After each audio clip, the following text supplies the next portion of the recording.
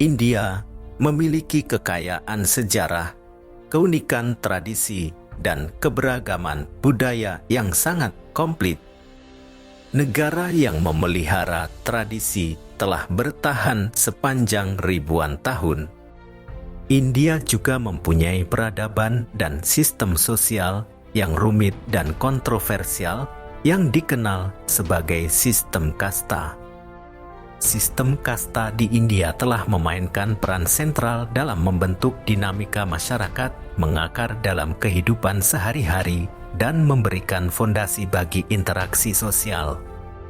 Sejak zaman kuno, masyarakat India telah terorganisir berdasarkan pada sistem kasta yang didefinisikan oleh pembagian pekerjaan, status sosial, dan hak-hak tertentu.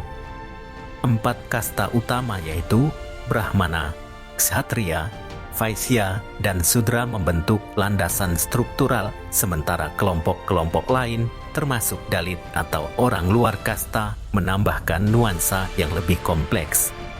Kasta bukan hanya tentang pekerjaan, tetapi juga tentang warisan, hak-hak, dan penentuan posisi seseorang dalam tatanan sosial. Dalam narasi ini, kita akan menjelajahi perjalanan sistem kasta, melihat bagaimana ia tumbuh dan berkembang melalui zaman, serta bagaimana pengaruhnya masih terasa dalam kehidupan sehari-hari di India. Dengan menyelami sejarah dan dinamika sosial, kita dapat mendapatkan wawasan lebih dalam tentang kompleksitas budaya dan tantangan yang dihadapi masyarakat India seiring berjalannya waktu. Kasta adalah sebutan strata sosial yang membagi adanya kelas, ras, keturunan, golongan di suatu masyarakat. Selama berabad-abad, keberadaan kasta di India ini seolah mendikte hampir seluruh aspek kehidupan manusia, yakni dengan masing-masing kelompok dalam kurung kasta akan menempati tempat tertentu dalam hierarki masyarakat.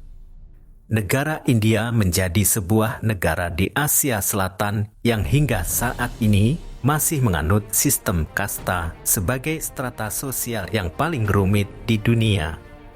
Penyebutan kasta diklaim muncul pertama kali oleh orang-orang Portugal untuk menunjukkan adanya klasifikasi sosial di Hindustan ini.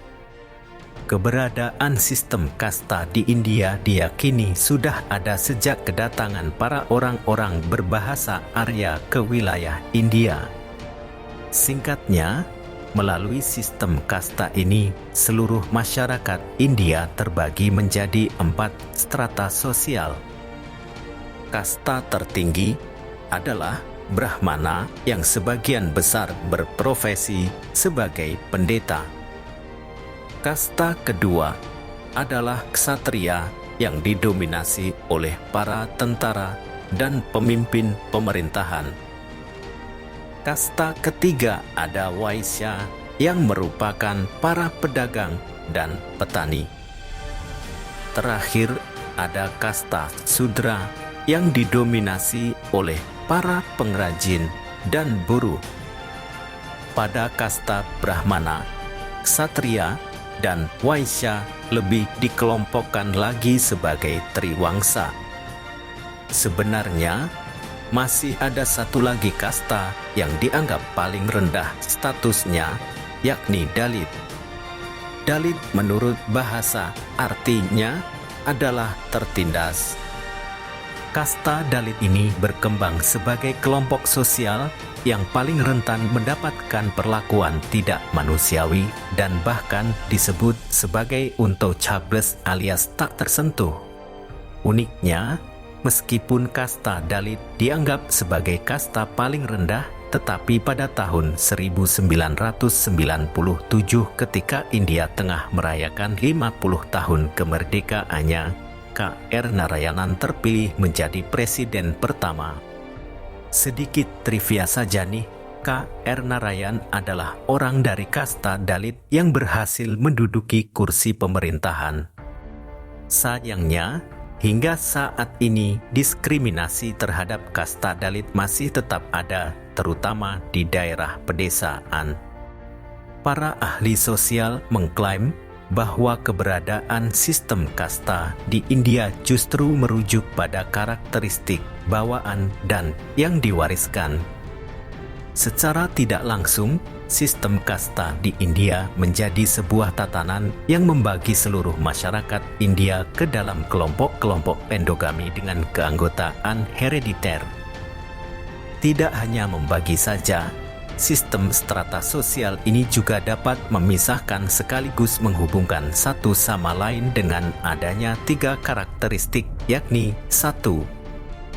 Pemisahan yang menyangkut perkawinan dan kontrak. 2. Pembagian kerja dalam setiap kelompok yang mewakili suatu profesi tertentu. 3. Mengurutkan kelompok menjadi skala yang membagi mereka menjadi kasta tinggi dan kasta rendah. Keberadaan kasta ini sebenarnya tidak hanya diterapkan di India saja, tapi di wilayah Bali pun juga ada. Mengingat masyarakat Bali didominasi oleh agama Hindu yang mengadopsi unsur-unsurnya dari negara Hindustan tersebut. Bukti penerapan sistem kasta di Bali adalah dengan pemberian nama anak-anak yang didasarkan pada kasta keluarga mereka. Sebutan sistem kasta tersebut adalah catur warna Hindu yang tentu saja tidak serumit di India dan masih berlaku sewajarnya tanpa adanya diskriminasi secara berlebihan.